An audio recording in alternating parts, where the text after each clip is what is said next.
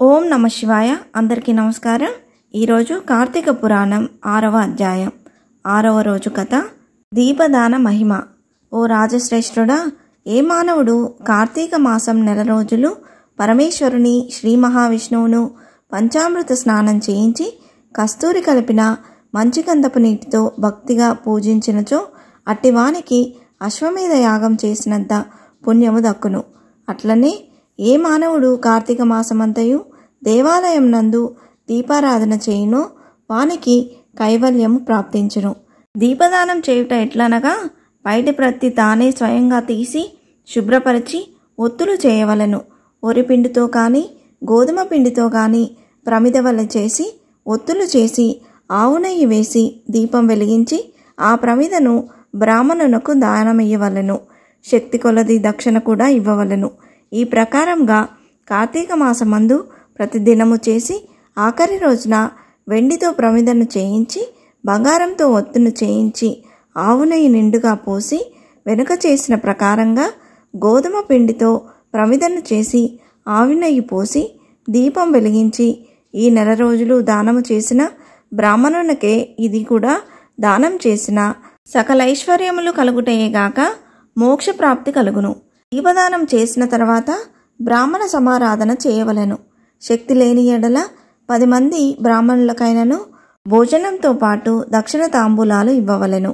ఈ విధంగా పురుషులు కానీ స్త్రీలు కానీ ఏ ఒక్కరు చేసినను సిరి సంపదలు, విద్యాభివృద్ధి, ఆయుర్వృద్ధి కలిగి సుఖింతురు. దీనిని గురించి ఒక ఇతిహాసం కలదు. దానిని వివరించదా ఆలకింపుమని వశిష్ఠుడు జనకునితో ఇట్లు చెప్పసాగెను. లుబ్ధ వితంతువు స్వర్గంన కేగుట. పూర్వకాలంన ద్రవిడ దేశం నందొక గ్రామంన ఒక స్త్రీ కలదు. ఆమెకు పెండ్లి అయిన కొద్ది రోజులకే భర్త చనిపోయెను. సంతానం కానీ ఆఖరికి బంధువులు కానీ లేరు. అందుచే ఆమె ఇతరుల ఇండ్లలో దాసి పని చేయుచు అక్కడనే భుజించుచు ఒకవేళ వారి సంతోషం కొలది ఏమైనా వస్తువులు ఇచ్చిన ఎడల ఆ వస్తువులను ఇతరులకు హెచ్చు ధరకు అమ్ముకొనుచు ఆ విధంగా తన వద్ద పోగైన సొమ్మును వడ్డీలకు ఇచ్చి మరింత డబ్బును కూడబెట్టుకొనుచు దొంగలు దొంగిలించి కూడా తీసుకువచ్చిన వస్తువులను తక్కువ ధరకు కొని ఇతరులకు ఎక్కువ ధరకు అమ్ముకొనుచు సొమ్ము కూడబెట్టుకొనుచుండెను. ఈ విధంగా కూడబెట్టిన ధనమును వడ్డీలకిస్తూ శ్రీమంతుల ఇండ్లలో దాసి పని చేస్తూ తన మాటలతో వారిని మంచి చేసుకొని జీవించుచుండెను.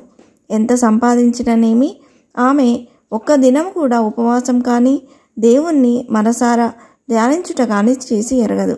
పైగా వ్రతములు చేసేవారిని, తీర్థయాత్రలకు వెళ్ళే వారిని చూసి అవహేళన చేసి ఏ ఒక్క భిక్షగానికి పిడికెడు బియ్యం పెట్టక తాను తినక ధనమును కూడబెట్టుచుండెడిది.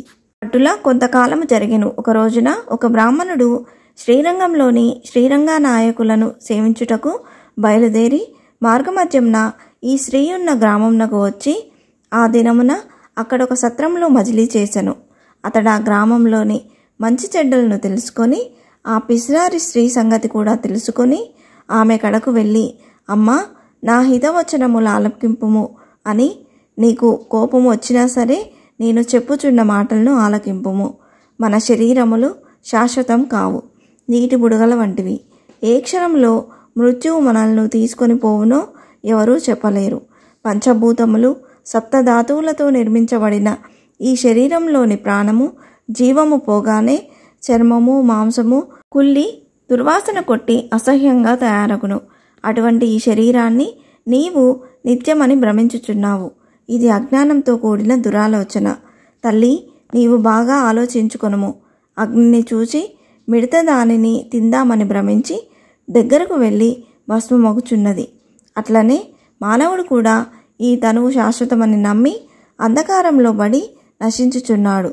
కాబట్టి నా మాట ఆలకించి నీవు తినక ఇతరులకు పెట్టగా అన్యాయంగా ఆర్జించిన ధనము ఇప్పుడైనా పేదలకు దాన ధర్మాలు చేసి పుణ్యమును సంపాదించుకొనుము. ప్రతిదినము శ్రీమన్నారాయణ్ణి స్మరించి వ్రతాధికములు చేసి మోక్షం పొందుము.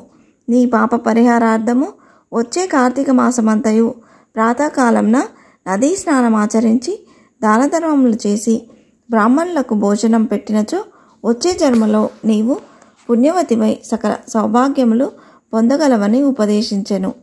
ఆ వితంతువురాలు బ్రాహ్మణుడు చెప్పిన మాటలకు తన్మయురాలై మనస్సు మార్చుకొని నాటి నుండి దానధర్మములు చేయుచు కార్తీక మాస వ్రతం ఆచరించుటచే జన్మరాహిత్యమై మోక్షము నొందెను.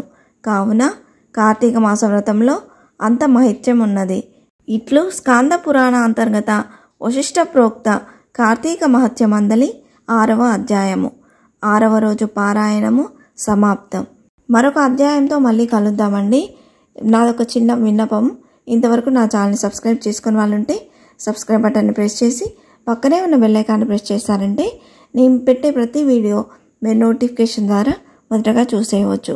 అలాగే లైక్ చేయండి, షేర్ చేయండి. మీకు ఏమైనా సందేహం ఉంటే నా కమెంట్ బాక్స్లో పోస్ట్ చేయండి. మరొక మంచి వీడియోతో ముందుకు వస్తాను. అంతవరకు సెలవు. సర్వేజన సుఖినో భవంతు. స్వస్తి.